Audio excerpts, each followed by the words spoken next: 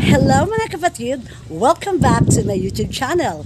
We are going to cook a pineapple chicken. Let us go in my kitchen.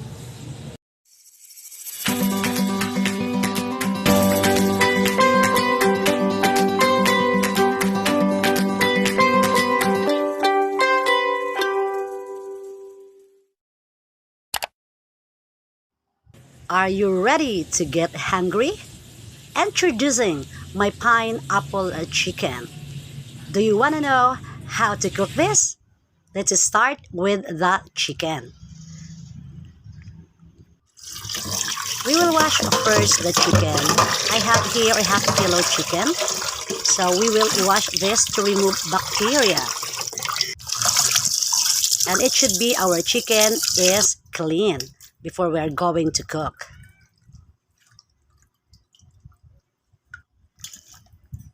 So our chicken is already clean.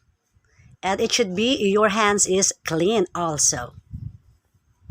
So we'll set aside this for a moment because we are going to marinate later. And I will introduce to you the ingredients that I'm going to use. I have a basil leaves here. We have our vegetable oil and our soy sauce. We will chop this later. So I have a pineapple, fresh pineapple. And this pineapple syrup. I have a ground black pepper here.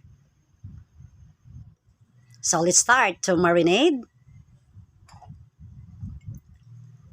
We will start with the soy sauce. Black pepper. This is ground.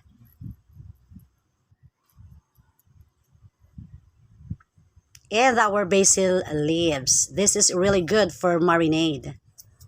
This is my secret herbs for my marinade. Even chicken, pork, or beef, this is a very good. So I gently massage that all the ingredients for our marinade will soak in the meat of our chicken. So as you can see, our white meat, the chicken is already marinated. Let us set aside this for just 15 minutes because we're going to fry this later.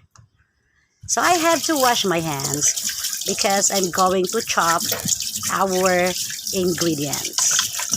So I have here the all ingredients to show you is already chopped. I have the red bell pepper, my red onion, and my bay leaf. And I have a white onion, my garlic. I have more garlic when it comes into cooking because I don't trust any seasoning. I only trust my ingredients. So as you can see, the garlic, this is really good. This is antibiotic. I love garlic. I have celery here, so I need only a half later because the half will use into our garnish. So this is it. After 15 minutes, so the chicken is already done for our marinade. So let us start to fry this, our chicken. And I have here my pan with oil. And one by one. So only 2 minutes for frying this. We don't need to make it golden brown. And our leftover marinade sauce, we will add this time. So as you can see, the texture of our chicken is good.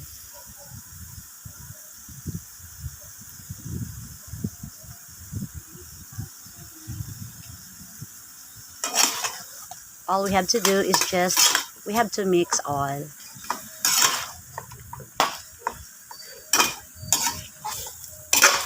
As you can see, it's already done. and we have to set aside because we are going to get into another pan for our next procedure.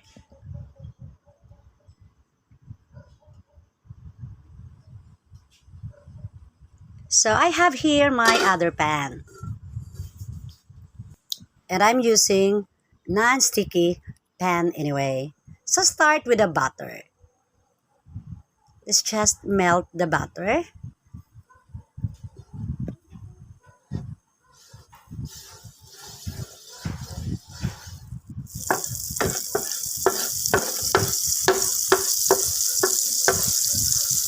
And so we follow our red onion and the white onion. Just saute until our red and white onion become translucent. It will be follow our garlic.